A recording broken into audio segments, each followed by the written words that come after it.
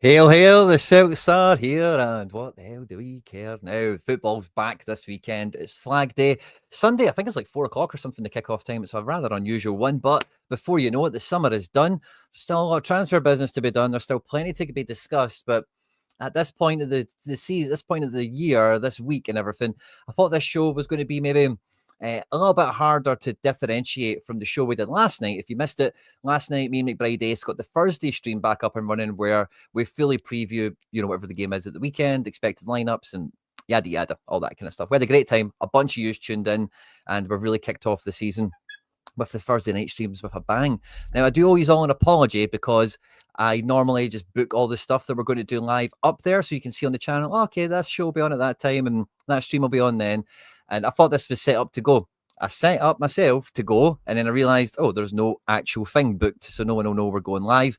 So it's only been on the channel for a little minute or two. So if you enjoy catching the live stuff and you've missed it, I'm really sorry. If you catch us late, then, fist bump, whatever. If you're watching this after we've been live as well, fist bump to yourself. Make sure to jump, smash the like button, subscribe to the channel if you've not done so already. We recently, guys, we just broke through, and this is the power of Celtic. We recently just about got over the 13,000 mark, and we're halfway at 14,000 already. Can you believe it? The support on the channel is incredible. We are pushing for 18,888 subscribers. I wonder why that's a goal. We cannot do that without you guys. So if you've not done so already, it's absolutely free. It costs you nothing. It makes a massive difference to the channel, the content, and everything we're able to do here. Please hit the subscribe button if you've not done so already. If you are watching with us live and loud, I need audience participation in this one. I need the comment section to be firing off because we have, again, I don't even know when to start. There's so much here for the Friday show that we never even spoke about yesterday that's kind of happened today or kind of been rumbling around this week. But I think the headline of the show, the strap line we've got up there, I don't do standing still. Brendan Rodgers has spoken. Obviously, we're paraphrasing, but he's given his update as of today, and he's tried to be very clear and very transparent with he can't do maintenance. He can't do maintaining, keep the ship afloat, Brendan. He's not in for that. He's never been in for that. And if he can't see us charging forward, blazing a trail, he won't be the manager of Celtic. That will be someone else. Quite a statement.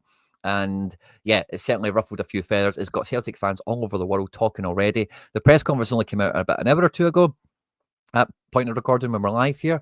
And I think that's probably one of the best points to kind of jump off with for this one. I don't know about you guys, right? But when I first heard that, I had a massive kind of wave of relief come over me. Like, thank God.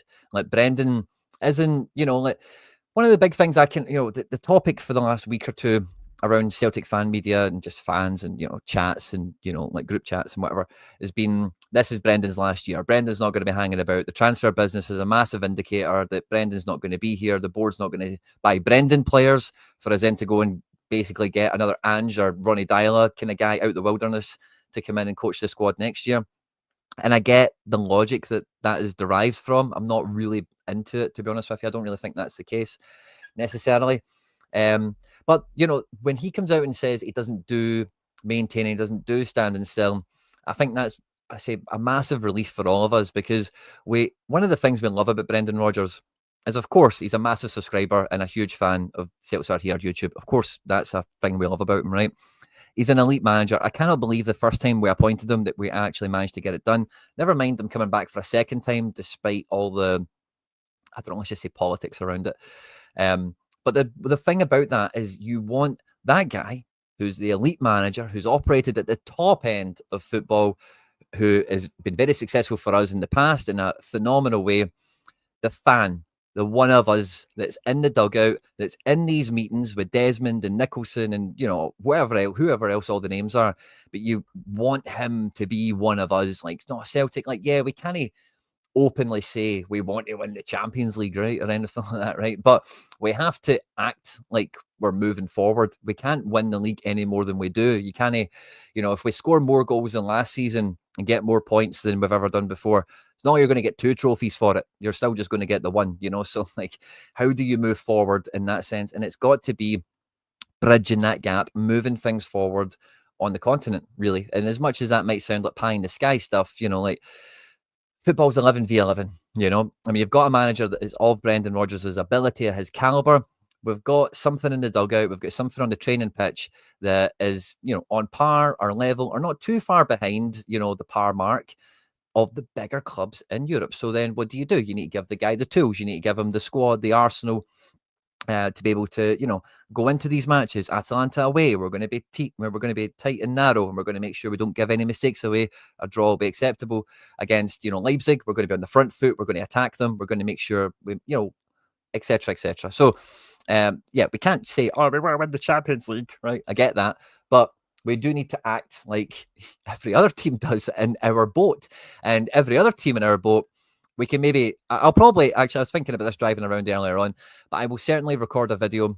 I don't want to put a timeline on it, but because I don't know if it's better to do it like kind of now while I'm motivated to do it, or if it's better to do it once the window closes and we've got everything in its totality, not just our business, but business by, I don't want to say colleagues, but people on parity, people that are on the same level as us. So, TBC. But I want to do a video kind of really laying it out there, like the differences between the business we do and don't do versus other teams that really, by comparison to us, they've got no business doing the deals that we don't do, really. Like the amount of season tickets, merch, fans, everything that we've got at our disposal at Celtic, one of the biggest clubs in the world. And the reason we can say that very openly without fear or embarrassment or anything like that is every chart, every metric that comes out, financially, engagement, reach across the world, yada, yada.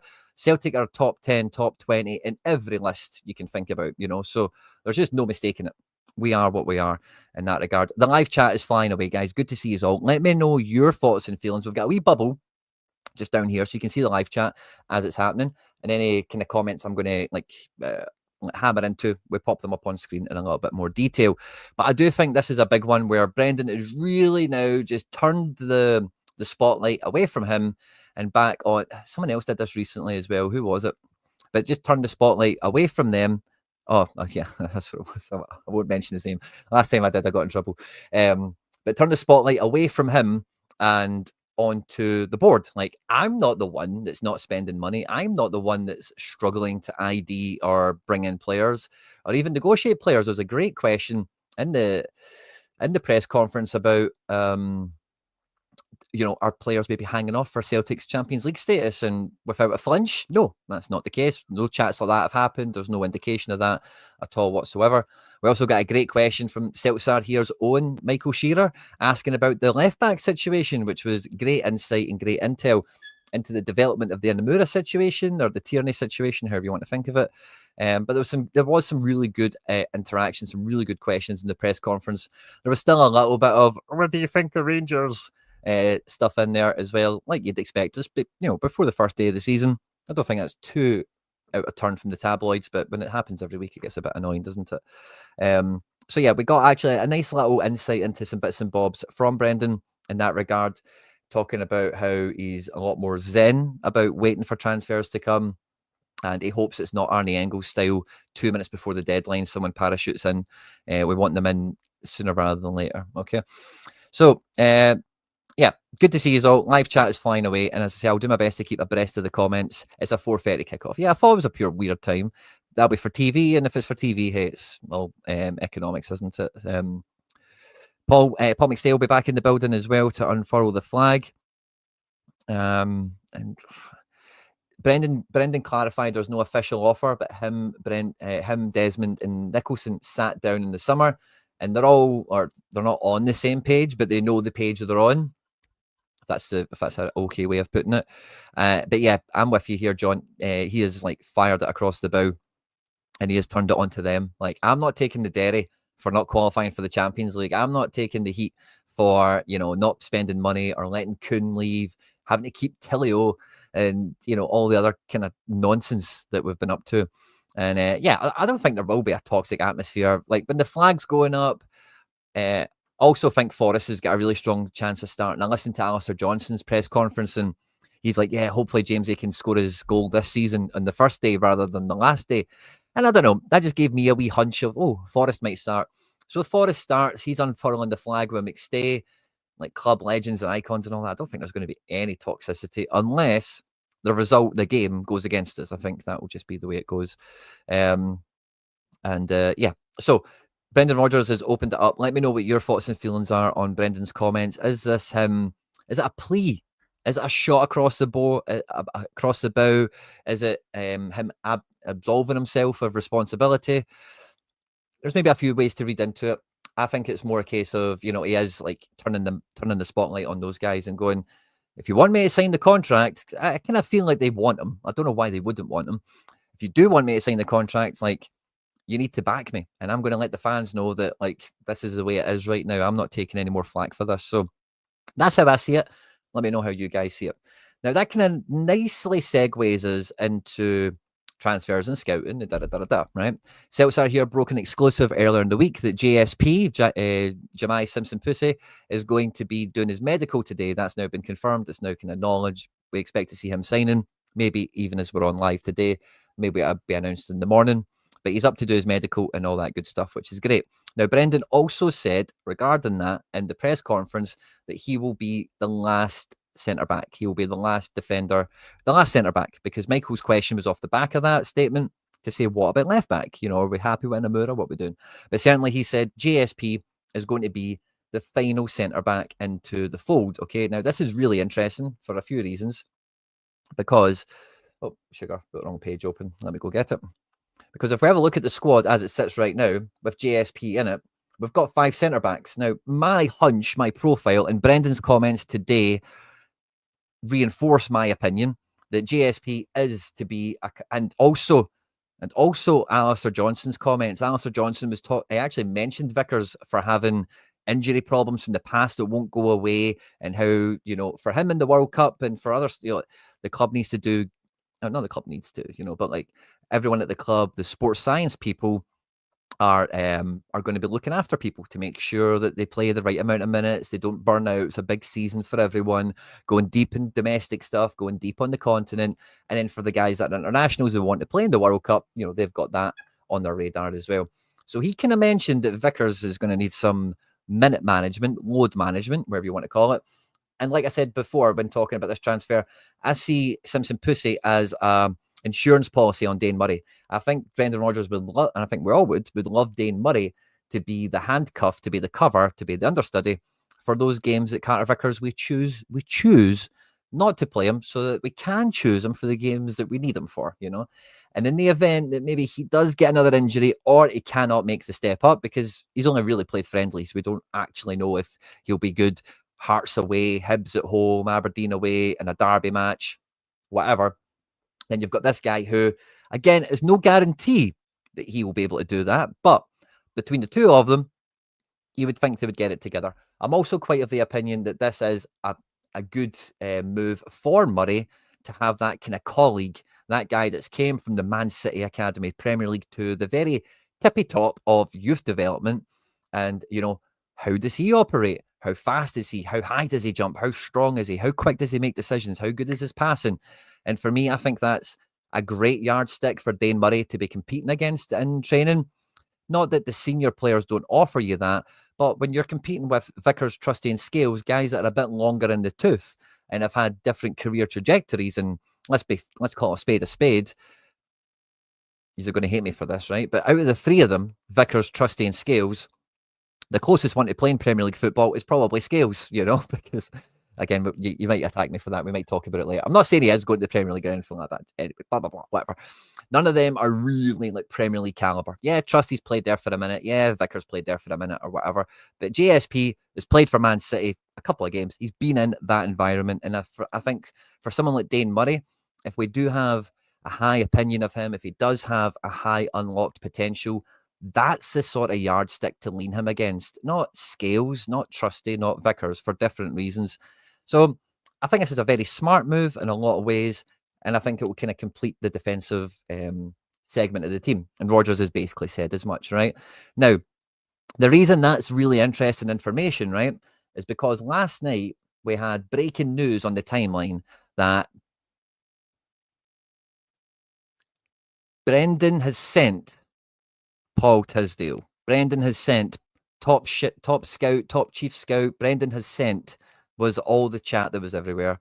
Tisdale to go and watch a centre-back by the name of Victor Eriksson. I was about to say Nielsen there. I knew it was wrong. In a game, Hammarby were playing their second leg qualifier for the Europa Conference League against Charleroi in a game where he scored 120th minute game-winning goal and then had a knee slide that Christopher Julian would be proud of, you know. Now, I seen that and I was taken by it. It's like, do you know what? One of the things on this channel I've been highlighting, especially last season, is that we do not have centre-backs that can score a header from a set piece. Now, Scales has got one or two. Trust he scored in pre-season, but not a header. It was a second ball from a corner, and it was a volley. So, yeah, we don't have a centre-back that when we get a dead ball, you're like, oh, cool, big man's going up for it. We might get something on this. We've just not had it for so long. So, you know, I've seen that, and I'm like, cool. He can score headers. He can knee slide. He's a big, strong Swedish guy. Feels like a Celtic player in the making. Love that. With Rodgers' statement today that we will be fine in centre-back. Now, some of you guys might say, we're going to sell a centre-back, and that's why this guy's been lined up, because we need to keep the balance of where it sits right now. So, again, out of the existing centre-backs, I think Scales is the most likely one to be sold for the simple reason he is easy profit. Like, easy profit. You could sell Scales for probably the same amount we bought Trusty for, you know, quite honestly. If someone, you know, if you were to list him on the market. Physical, big guy, good with his left foot, and can play in some different systems. Would he actually go to like a Premier League team or something like that? Very unlikely. More than likely something like the Championship or maybe some league in Europe or whatever. But I don't see any centre-backs leaving the building, quite frankly. And that makes this scouting trip confusing or mysterious, depending on how you want to think of it. Now, I am not convinced that we went to this game, or I say we, Paul Tisdale. I'm not convinced Paul Tisdale went to this game to watch big Victor Eriksson, reportedly for the second time. I don't know why he would do that on essentially the last day of July, the beginning of August, when Brendan, not even 24 hours later, says we are done at centre-back. We've got GSP, we've got Murray, we've got Scales, we've got Trusty, we've got Vickers. We are done at centre-back. Don't see there being any reason for this at all. That makes no sense, okay? What does make sense is we're scouting someone, right? Who are we scouting? Now, I was on my own channel earlier today, Quinny 3001, doing some weekend preview football stuff like I always do on a Friday. I've got a big Friday show that I have a lot of fun with. And, you know, you guys might have seen the Japan episode that we did. It was probably the best viewed video we had over the summer, where we had Alan in from J Soccer Magazine. Alan is one of the people I've got connections with through those types of shows. And I had a scout friend of mine come back into the chat for the first time in a wee while. He's living in Australia these days. And he came to me in the chat and he said, listen, I would be very surprised, and I actually am inclined to agree with him, that we weren't scouting Eriksson. I'm of that opinion myself from listening to Brendan today, right? But what my friend said to me was Stulich is a very Brendan Rodgers striker, okay? So we'll kind of dance around this. I'll come back to Stulich in a second, who I think is the actual person that we've probably been scouting here. There's also another player on screen that we've scouted on the channel already who's been a big recommendation for Celtic. We might have been scouting him. I'll go back into that in a second. Let's talk Victor Eriksson for a moment, okay? Victor Eriksson is a 24-year-old centre-back playing at Hammarby. He's got a contract for another 3 years. He's got one Sweden senior cap. He's valued around the €3 million mark. All well and good, fine. We've seen him scoring that goal last night. It looks like a big hunking centre-back, Swedish guy, knee slides for fun. We've spoke about all that. All looks great.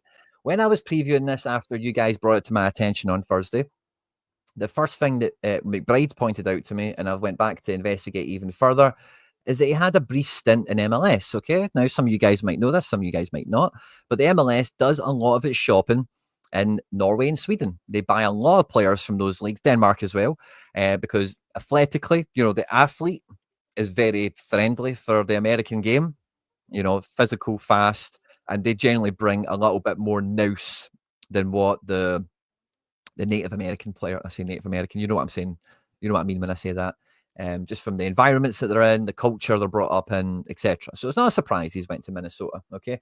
But I thought, let's go and have a peek at this. What happened to him when he went to Minnesota? Minnesota are not a great team, okay? They've got a English manager, I forgot his name now. They're okay. They're actually doing quite well this year for all intents and purposes. But for the most part, they have been a troubled team, spending big money on guys that If you're see if you're bored later on, right? Google Emmanuel Reynoso, just like Reina, but Oso at the end with no A. Emmanuel Reynoso, and see what this guy's been up to. So anyway, story for another day, perhaps. It goes to them in 2024, plays 4 games in the senior team, and plays 6 games in the next pro, which is a really big drop down in level. And this is not a common occurrence because of the way squad registrations go in MLS. If a player is going to play in MLS Next Pro, which is mainly reserved for, oddballs, guys that aren't in your main squad that you can't quite move on yet, and like under 18s, like actual kids, it's kind of like an old school reserve league almost. So if he goes there, he plays 4 games, he then plays 6 games at the B team before then going back to Sweden, back to Hammarby. Previously came from a smaller club, Hammarby, slightly bigger than Varnamo. It will be. This for me is a big question mark. I don't know why. I've tried to investigate as much as I can. It doesn't actually have any sort of detailed injury record of any kind anywhere you're likely to find here. And I've put the word out to some MLS experts and guys in the know that I know out there, time zone wise or whatever. Maybe they'll come back to me while we're on the show today, but I've not had any further intel from that. But I find that quite curious. Like, why didn't it work out there? A part of the reason for that is a few. Like, number one, a name that's familiar to Celtic fans, Osaze Urugide is ranking in amongst the top centre backs in the league. Osaze Urugide is he's the best defender at Dallas. Sviatchenko's went to America as well and done kind of okay without being amazing. So it's not a direct translation. The American League isn't football, it is soccer. It is like a different kettle of fish in its own way. I'm not trying to diminish it or anything, but it is its own thing in its own way. Some people don't suit it, some people don't adapt to it. Fine, whatever. I can kind of deal with that. But it is curious. So I don't think that's who we're looking to go for. I think we quite clearly need forwards. We quite clearly how do I stop this share? Sorry, I can get the new one on. There we go. Quite clearly, if you look at the squad, and in Brendan's own words, we are done with defenders. We need forwards. We need attackers. We need to add goals back into the team. And yeah, I just don't see there being any room for another defender to come in here at all whatsoever. Considering the fact as well, Donovan actually put in a decent shift in pre-season at centre back, can also play right back. And there's a few other bits and bobs lying around in the squad. I just don't see it happening that way. So that then leads us on to why was Tisdale at the match? Or maybe more accurately, who was he there to see? And like I just kind of alluded to, maybe gave a wee spoiler to a minute ago, I think one of the players he was there to look at was Nikola Stulic. Now, give me 2 seconds. I'll pull up his full profile for you. And I'll tell you why my pal has told me that this is a very Celtic type striker, or very Brendan Rodgers type striker, is actually his own words. So let's go and pull him up. Nikola Stulic.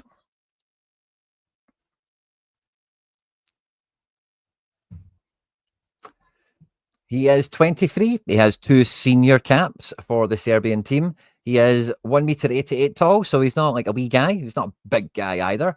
But as you can tell from, again, if you look at images and all that, he's a powerful looking lad. He's no weed, as it were. He's got a contract until 2026, so he's in the last 12 months of his contract. He's not played that much youth international football. There's a picture of the man there, so you can get a kind of gauge on stature. Kind of thing. But in the final 12 months of his contract, and he's previously from Partizan, not too much experience in Europe, but he's got the height. He's got an okay amount of pace from watching some clips of him and whatever. Certainly seems to have a wee bit about him. And yeah, last year of his contract, and it's a kind of Brendan Rodgers-y forward. Now he's a wee bit centre forwardy for me. Again, if we look at the depth chart we've got here, I'm previously on record as saying I don't think we're getting another centre forward. Again, a lot of you guys keep saying to me, Quinny, we might be changing the formation this year. And I'm not too sold on that, to be honest with you. But again, is there maybe some versatility to be gotten out of something like Yamada? If another striker came in, I don't know. But I do think I don't think it's this Eriksson guy. I don't know why we're scouting a guy that we won't be buying. Especially Eriksson's got 3 years in his contract. This guy Stulic has 12 months to go. And if we have a look at the tail of the tape for him, last season in the Belgium Jupiler Pro League. And again, we've looked at a lot of Belgium Jupiler Pro League players on the channel, from Balaquishas to really everywhere else in between. Charleroi just about qualified for the Conference League after playoffs and whatever. So it's not as if they had a good season last year. They had a very good midfielder by the name of Zorgan, who's now went to Union Saint-Gilloise, who's a big, is a very popular club and a lot of scout size and whatever. But he had a pretty good year last year, punches and bunches, goals, not that many assists. But for a team that don't have a lot of possession, don't dominate the ball, and are kind of, if they get into those European qualifying spots, it's a job done. It's a good season for them. That's pretty good going, I would suggest, not too bad at all, not too shabby. The player I actually think that they were there to scout, or I hope is the word, would be a player again we've featured on the channel already, and that is Yassine Tetraoui. Now, Tetraoui is the sort of midfielder we want. He's got a wee bit of that defensive nous. He's got that kind of spidey sense, that kind of nose for danger kind of thing. But he's got techers. He's actually like a good player as well, can take some set pieces, can show up in attacking areas as well.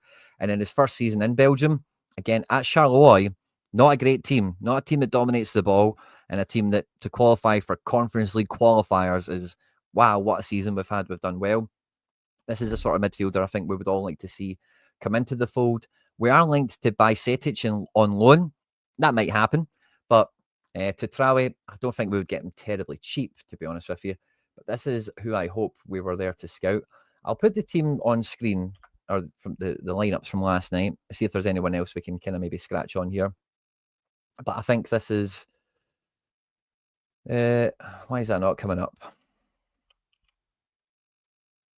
Oh, yeah, on this website, the Yassine is with 2 S's rather than a C.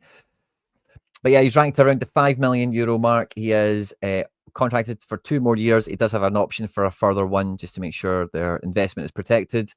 And again, like centre, defensive midfield, centre midfield. And he's recently came from the same academy they brought Zorgan from, who's done very, very well before moving on. So I hope this is the sort of guy we're actually looking at. If we were to sign Yassine Tetraoui, I think it moves Negren, or it makes it a bit more comfortable for Negren to play out wide. But yeah, this is more it's speculation more than anything. I just don't buy into it that we went there to scout Victor Eriksson. I just don't think it makes any sort of sense. I think it's much more somebody like a Stulic or a Tetraoui. We're not really looking at defenders anymore either, so there's no point in thinking about any of the Charleroi defenders. And yeah, some of these are guys I'm not too up on, so I'm not too sure about the credentials on some of the other ones there. Hammarby, but have had some players. And when I seen the Hammarby team, I thought, I think there was somebody else in this mob that I was close to scouting for us in the past. I don't know if it's maybe this Carlson guy. Probably isn't the best website for checking out stats and whatever, but yeah, defender that was playing in centre midfield. Yeah, I think this may have been a guy that popped up on our radar once in a while. We do love youth internationals at Celtic, don't we? And we do love guys that are running out of their contract and they're going to be on the cheap. So this is a weird one. I just don't see us being there to scout that guy. The chat has been flying away. That's me kind of ran out of breath on this little mini rant on the scouting thing last night. So let me try and catch up with what you guys are saying. Yeah, fair enough. Well, you say that. You were saying that. CFC, you knew where that was going. And yeah, I think we're all kind of on the same page with a lot of this stuff. I'm just trying to see what you guys have been saying to see. Nobody would pay that for Scales, surely. Listen, Scales, like, you guys are divided on him. Some of you don't like him, some of you do, right, whatever. But make no mistake about it. If you were to look at Liam Scales from a neutral point of view, he has great... The thing he's missing, if you put the eye test on him, is maybe a bit of awareness and a bit of composure. But he has height. He's got a decent left foot for a centre-back on him. Obviously, we're bemoaning the fact that he's not perfect at, that expansive build-out play, but he's the best guy we've got for it. And, yeah, like, I think there's a bunch of teams championship level that would pay £5 million for Scales, £4 million, no problem at all. He's an easy profit maker compared to Trusty. Making profit on Trusty will be harder. Making profit on Vickers will be even harder because of his injury record. And Vickers is contracted until 2029. Which I think everyone keeps forgetting. So that's what I just think Scales is. And again, like any of these teams that have just been promoted to the Premier League, to have a centre back like Scales on their bench, I think if they were to look at Celtic defenders, a lot of them would probably pick Scales. Anyway, blah blah blah, whatever. But if you were to be neutral on Scales and look at his career, he's had Champions League man of the matches. He's played important games for us consistently. He's played with all sorts of different defensive partners. He's played in a variety. He's played under Ange, which is a very gung-ho approach. He's played under Brendan, which is a lot closer to the Premier League kind of ethos and style or whatever. I don't think he's as negatively viewed as he is by our own fans. I think if any neutral observer was to look at him, they would say, that's a not bad player. He's decent enough, depending on what level you're discussing. Yeah, I don't. Everyone's pure pussy. Everyone's pussyfooting around this, aren't they? I'm not. So again, I've asked this question recently. I'm not worried about. Listen, see this Mikey Moore signing, by the way. This is their Paddy Roberts, like waiting to happen. If he is as good as expected, if Ange is going to play him, fair enough in an injury crisis, but the way he did, I think it says a lot for him, and he could be wild. He could be very, very good in our league. Am I worried that they could do better than us in derby matches this year? As it stands right now, that is a genuine worry, I think, to have. Am I worried that they could win the league? Not as much, because I do think that their team is quite green behind the gills. If they get Connor Cody in, I think that makes a massive difference to the outlook of the squad, the kind of the maturity of it and whatever. But Russell Martin is not. He's not prepared to do long cup runs, 8 games in a group. If they get Champions League, Europa League, they're going to be playing those group matches and stay on pace with Celtic and Hearts. Because I think Hearts are finishing second for me personally. So no, I'm not worried that they're going to win the league. I'm worried that we might not actually beat them this year if we keep going the way we're going with the business. We don't actually buy enough goals. Yeah, he does look a unit. He looks like a player, man. But I just don't see it. Kenny and Osman can't be counted. They won't be part of the season. No, if that's the case, then I think it really does open up for someone like Stulic to come in, doesn't it? Because then you've got Yamada and Ida. There's even rumours of Ida to Udinese. I think Celtic would be daft to knock back offers for Ida. Not that that's a slight on Ida or I want him to go. But sincerely, you're not going to get offers every window for him. So if you're getting offers for him now, you go for it, I think. I think Yamada.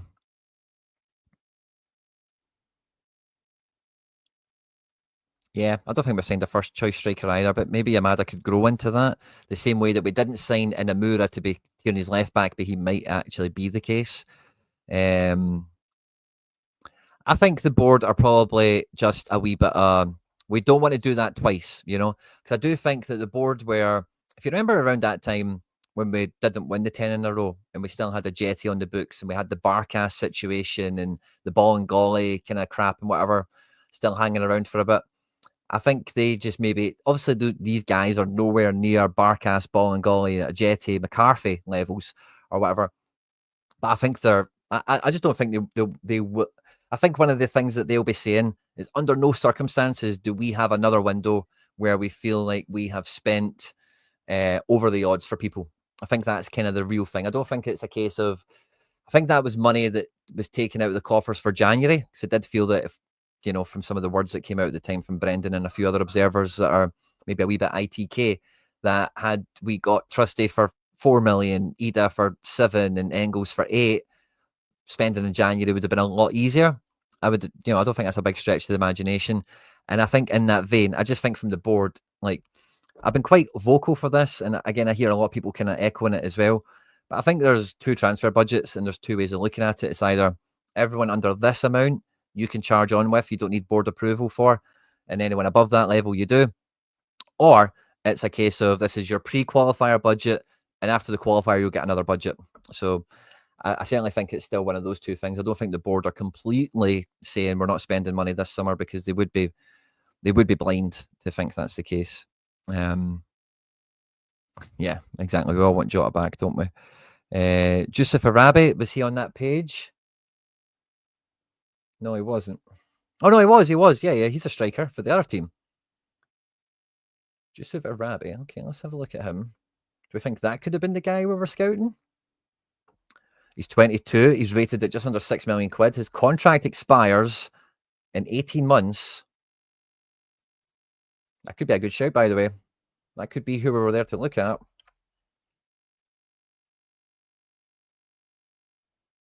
22, HCM Sports Management. He's 183. He's got 4 Sweden under 21 caps. He's rated very highly here, as you can see. Attacking midfielder, centre forward, right footed, half Swedish, half Afghanistani. Formerly of nobody, only Hammarby. It's a good shout. Could be that guy. Very highly rated, actually, by the way. 6 million euros is eye catching. Swedish Cup winner. It's a great shout, Celtic fan.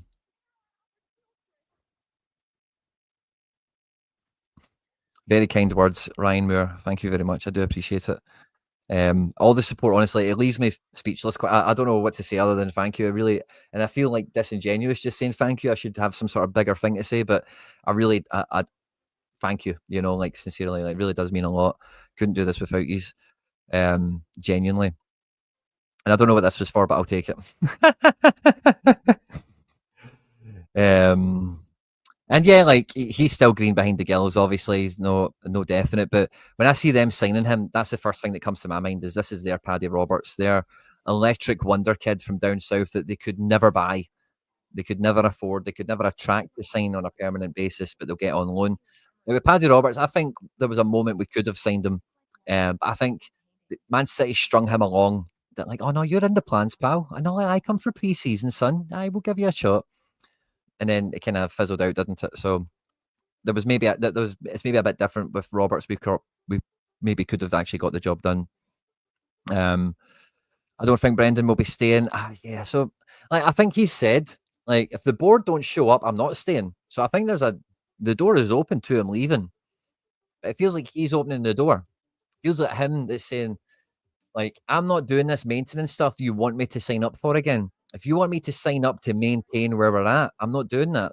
It feels like there's a like if you want to just keep on like we are, let's just do it. And he's like, nah, give me rather than this soft again, we're imagining this, right? But the soft budget of 5 million and under, you can do what you want, Brendan. I want that to be 10 million or 12 or whatever. Whatever his demands are, I feel that he's got the power to just sign a new deal tomorrow, personally. Although he did confirm in the press conference that no official offer has been made. But I do feel that it's his gift. It's his choice, isn't it? At this part. The pussyfooting around it. Like I had seen the guy debuted for Man City. I heard English commentators and channels and whatever say his name is Pussy. Like that is how you say it. So just grow up, everyone, and get on with it. But Celtic fans honestly are like dancing about it so much, and I'm getting people even saying to me like Quinny, stop it, as if I'm like keeping a joke going all by myself or something. But I'm fairly convinced that is how his name is meant to be pronounced.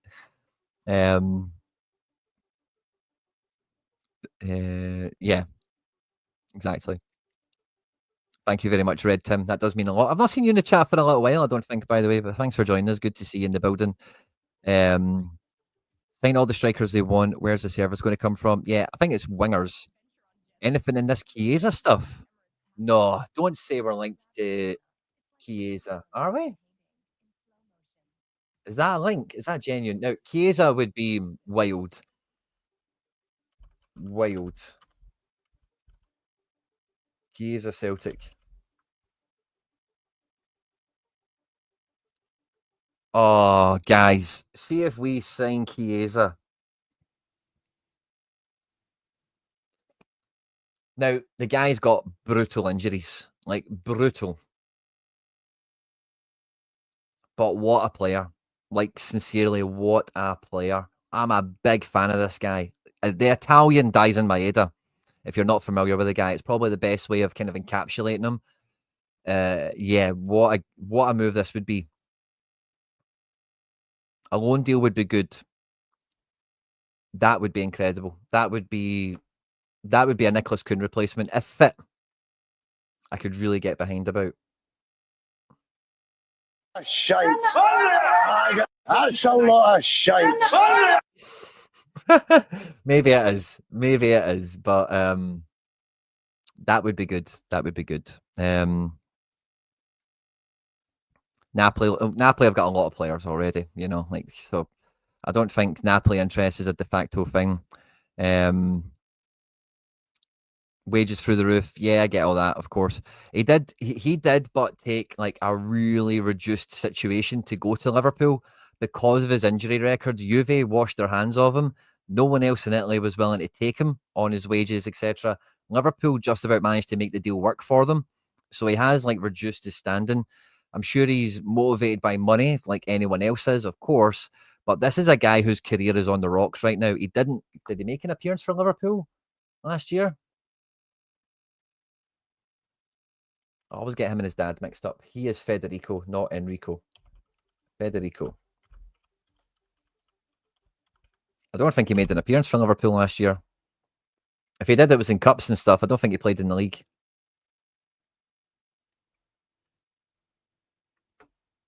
Contracted to 2028. I've got a feeling his wage is really reduced since he was at Juve because he was a big signing for Juve from Fiorentina. And Premier League, 6 appearances. I think a lot of that would have been off the bench. EFL Cup, 3 games. FA Cup, 2 games. Like, he was Liverpool's only signing last year as well. This would be an unreal signing. If he's fit, this would be unreal. Like, properly unreal. Played in the cup final, did he? Brilliant. Grealish, no, that's not happening.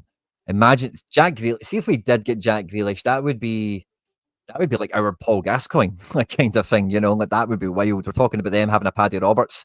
If we get Jack Grealish, that would be like us signing Gaza, like, sincerely, like, that would be wild. I think out of this kind of pie in the sky Premier League fallen wingers, I think the only player that's semi-realistic is Raheem Sterling, down to his Brendan Rodgers connection and the fact that he's made all the money. He's already made every bit of money already from Chelsea, Man City, and Liverpool that a man could ever want.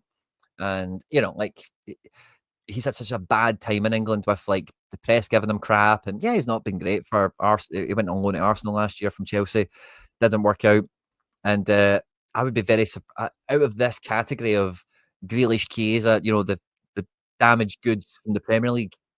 I think Sterling's the one to go for. Like, you would probably have Chelsea quite willing to facilitate it. Brendan knows him. I think it would work out really, really well. And again, Chelsea are just incentivized to get him out. So even if we paid a fiver towards his wages, no one else is taking him. So it's one of those ones. Yeah, that's a fun detail. That's a fun detail. I doubt they've got each other's phone numbers right enough. 0 point in Sterling when you have one. Big Dom. Yeah, I think so too. Brilliant press conference from Brendan today. I think we all have a renewed kind of vision on the situation for Brendan, for the club, and everything else in between. Nah, I don't think we should go for Max Johnson when we've got Colby Donovan and then behind Ralston and Alistair Johnson. I don't think that's a move to do. Exactly. Yeah. If Grealish is available on loan with City swallowing some of his wages, you'll get the West Hams and the Aston Villas and Everton's, like, every team that's aspirational. Would, like, Man United and Liverpool? Nah, I don't think so. I think it is like the aspirational clubs. Maybe a Newcastle or maybe not Tottenham, but maybe like a Newcastle would want Grealish. I don't think that's likely. I don't think that's likely. But does he still have the hunger? And I think, well, that's what coming to Celtic would prove or be for, is like, I want to play football. He didn't play football. He's not really played for the last 2 years. When he first went to Chelsea, he was in the team a bit, but then it fell off. He went to Arsenal, didn't kick a ball. So his career's fallen off the bandwagon. And does he have a chance in the England squad? Nah, probably not. So anyway, Champions League, win medals, get your career back on track. I could see him being up for it, personally, because I don't think there's a lot of teams in the Premier League. Like, he won't want to play for, excuse anyone who's, I don't think Raheem Sterling wants to play for Sunderland or Brentford or any of these guys now that he's made all the money. I think he'll want to stay winning stuff as much as he possibly can, And I don't think there'll be many offers like ours available to him if we have an offer for him. Yeah, and if this here, like, damaged goods from the Premier League, I don't mind that category of player as long as the deal works well for us. Scott Sinclair was an absolute dream signing. He was very much damaged goods from the Premier League for a long time. Yeah, I think that's. I'm with you there. CWO, good to see you. Good to see you in the house as always. And yeah, all those teams kind of do that business a bit quicker, don't they? So yeah, that's an interesting one. The Chiesa one, I could see it happening. Like I really could. Like I think a loan for him to play for us, and then you'll think, right, then I'll try and go back into Liverpool or something like that. I could see it. Like, 'cause again, like Celtic, we wouldn't have the pressure to play him every week. We could kind of pick our moments with him. And in the Champions League, like Chiesa, like, the press, like he's dies in Maeda, but Italian. He is a press machine. He's high energy. It's kind of why he's got the injury problems he does, I think, because he's so explosive in that way. And can finish and can shoot and can cross and, so I would love that move. I really would. I think that would be a real good one. He has to be fit, but he has to be fit. Grealish desperate to sample the Wonder Bar. I think that's probably half of it as well, isn't it? But yeah, for me, there's no way where we're there to scout this Victor Eriksson guy. I just don't think there's any logic that points to that. I don't know where those reports came from initially or who kind of ran with the story or made that the thing. He's also scored the goal and wrote the headline, which really then does underline it. But it has to be a midfielder, a winger, a forward. Let's have a look at these wingers. Are any of them anyway interesting?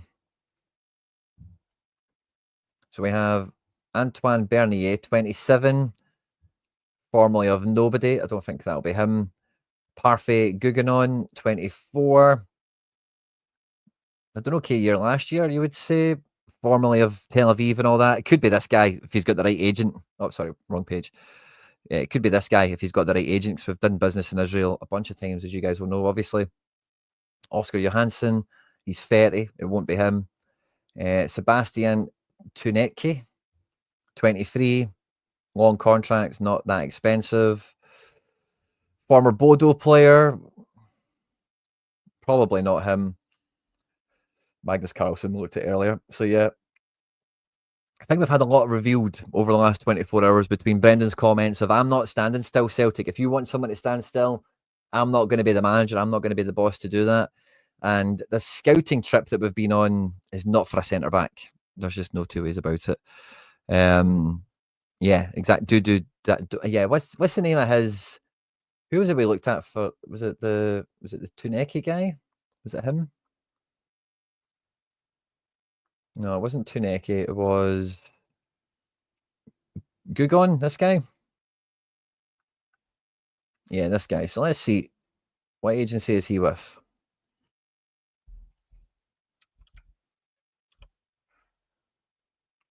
Doesn't tell us.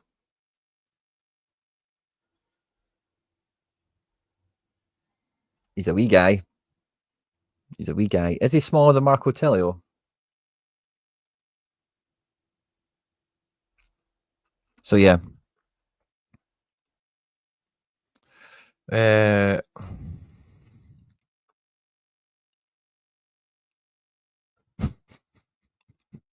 Slabbering cabbage. Keep it clean, man. Come on. Yeah, smell the glove. I think you're probably going to be round about it.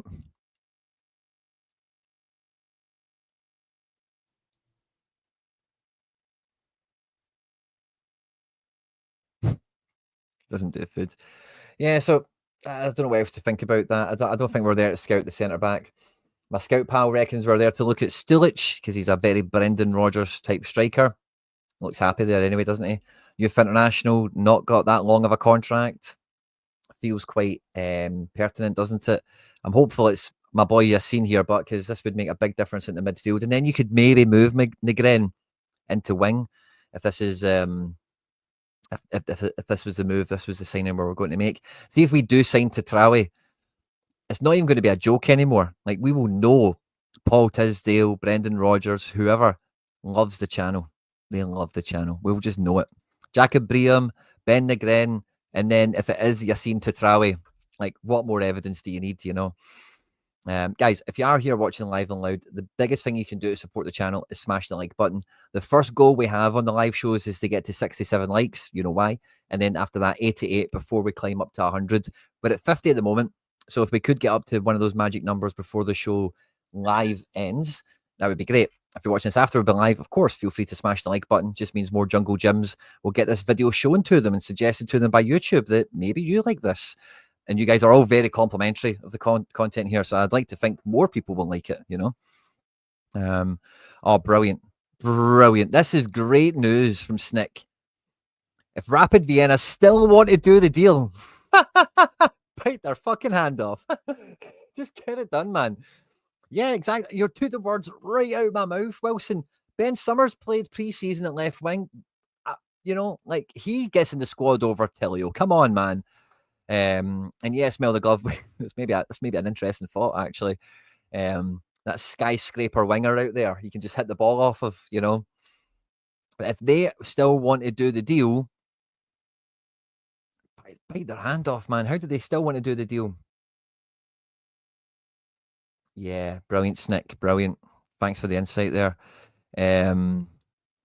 Yeah, I actually seen that signing. Is it the centre defensive midfielder? It actually came on my timeline from Panel Scout, who's a good account to follow if you don't already. I'll show you the guy. He's a good account. Panel Scout. He's like Eastern European, Serbian block, kind of really knows his stuff. Yeah, he's kind of worked at some good places. He's a good guy to follow. And yeah, this is the guy you're talking about. I seen that. It was on my timeline today. So yeah, if you don't give this guy a follow, I recommend it. Guys, if you like football scout and stuff, he's a good guy. Yeah, we like Summers, man. We like Summers. And that's a great point, Liam Devine. That is a great point. Are they saying that we're not going to get an actual right winger?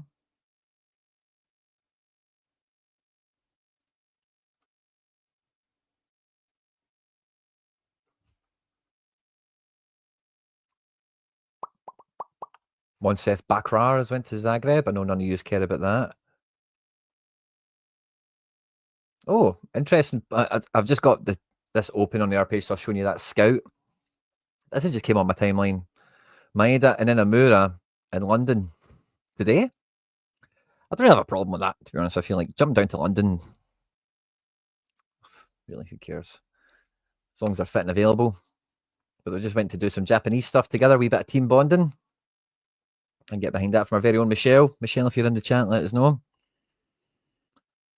But that was another one. We missed an absolute. So this is another thing that wound me up today, right? I did have a tweet, but I think it deleted. Let me check if I can find it.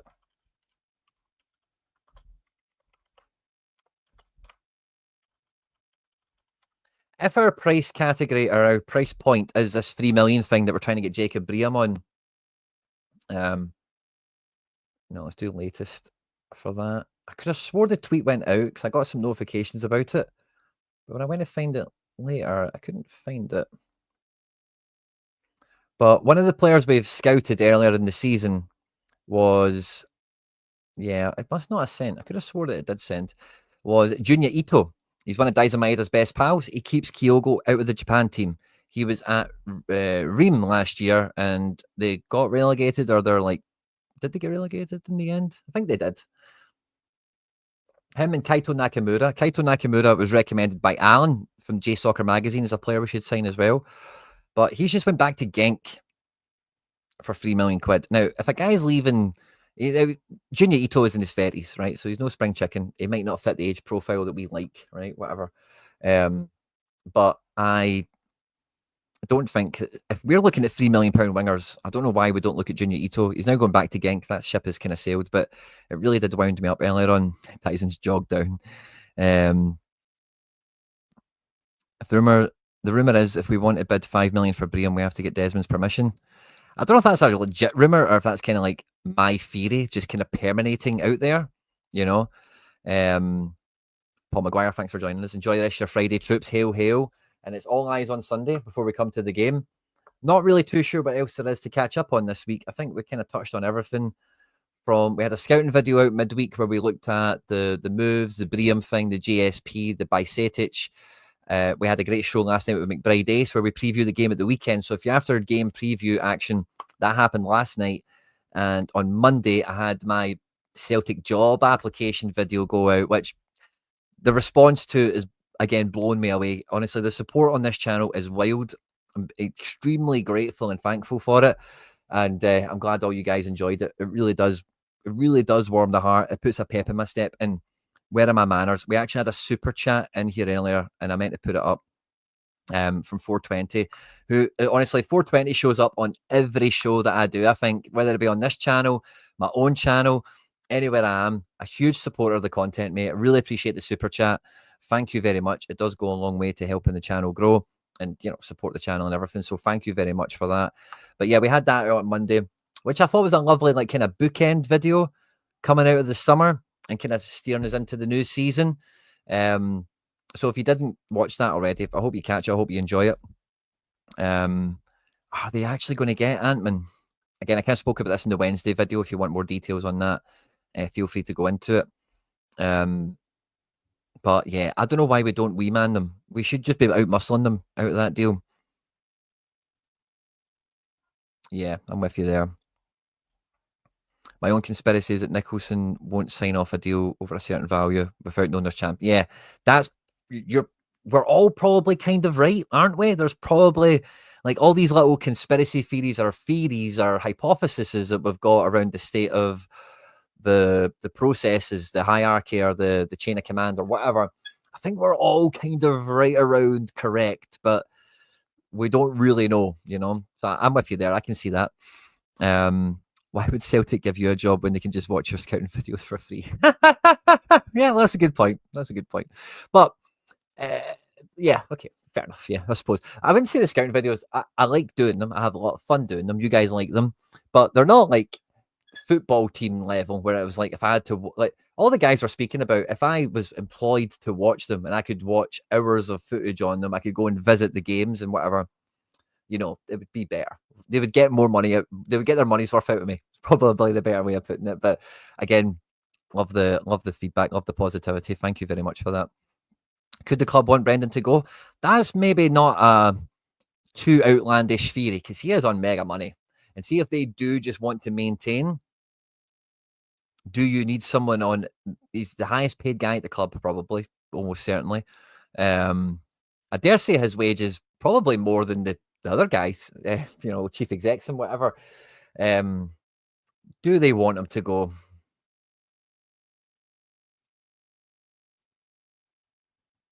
Do you know, I was thinking this earlier and it just came back to me. But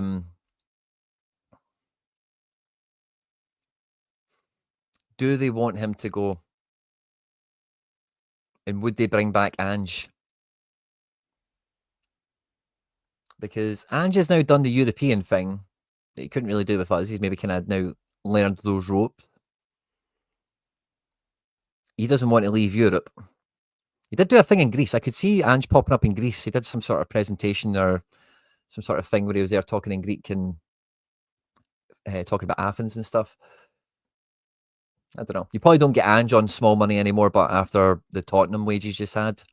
But again, no one in England is probably going to employ Ange, are they? Really? So with the US, like as a team or the national team?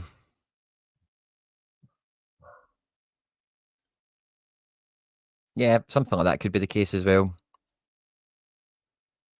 Liam, you're completely bang on a previous comment. Yeah, I see that previous comment as well. It makes sense.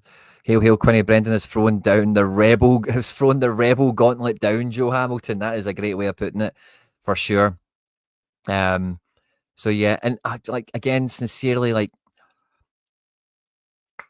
I don't know, maybe amongst this Brendan Rodgers caper, that might be a little bit more plausible that we sell Maeda as like the ripcord if we don't get Champions League money this year.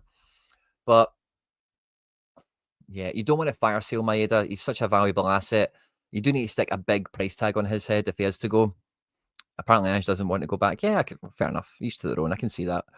It's just a wee thought that came to me. Is like, do they go and get Ange? Because he'll probably on gardening leave of some description from the Tottenham sacking. And then by the time that's up, does he come back to us and just kick on a little? He has an old guy, you know what I mean? Like he's maybe got one more mountain to climb. Like he did the Scotland, he did the Celtic thing, the big historic club. He's ended the Premier League thing. That's why Greece, like, does he maybe go to Greece? America, I don't know if he wants to take his family there, because he has a young family. I think that's quite important to say as well. So he's been linked there, fine. I'm sure he'll go if he gets offered, but I don't think he wants to leave Europe because when you listen to the stuff from Ange, he put a lot of work in to get into Europe, and I don't think he's just going to leave in a hurry. I think he'll want to stay here, Europe.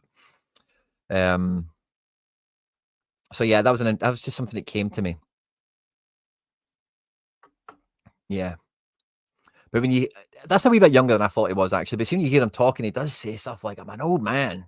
I'm an old guy, mate. I've been doing this a long time." You know, can't do accents. Klopp to Celtic, that's not happening. Klopp is not going to be a manager again. In his own words, he really likes the director of football angle that he's got with the Red Bull organisation. Chris Davis. Yeah, Chris Davis could be a shout, by the way. I was at a coaching course that Chris Davis was running.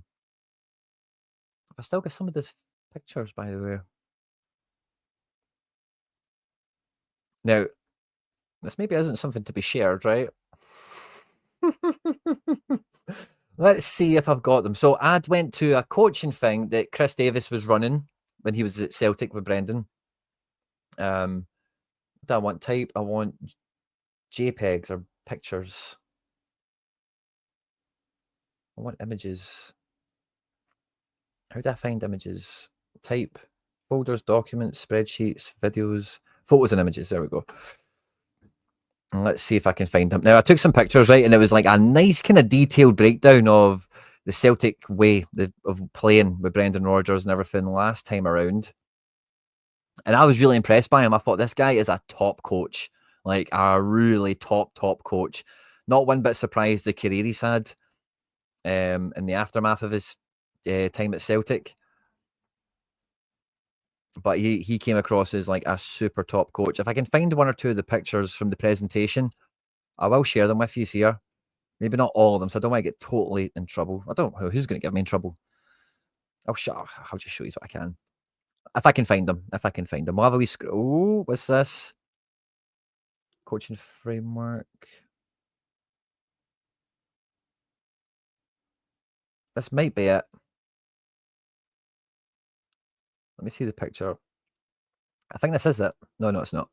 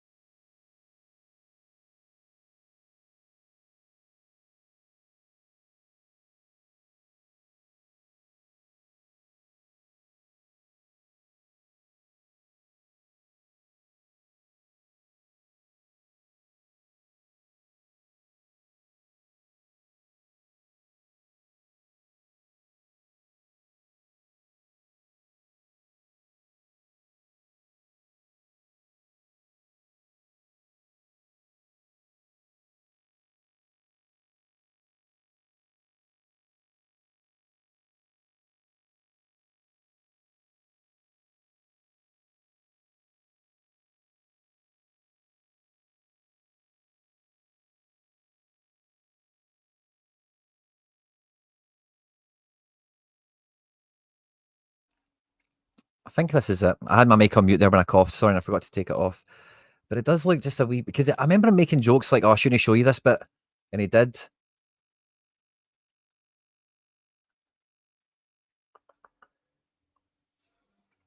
I'm really conflicted. I'm not too sure what this is because when I see the drills and stuff, I don't remember him going through drills with us. It was more like maybe he did go through some drills. I think that's another coaching thing somebody else sent me. Yeah, this is non-related stuff, I think. Pre-season for stuff. UEFA B, GU, FISO, UEFA B. What's in here? Nope, no pick. Oh, assessments, assignments. Nope, it's not in here, is it? Job specs. I keep all the cool job specs I find just so I know what I'm aiming for in terms of things you need to get for the job description. Yeah, I don't think it's here. Captain session. No. Okay, sorry guys. That might have been it. I don't think it is.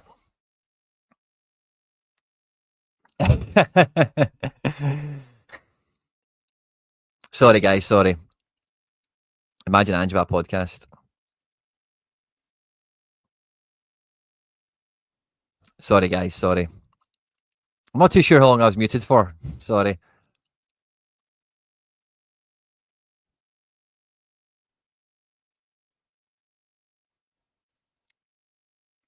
Are you making fun of me again for like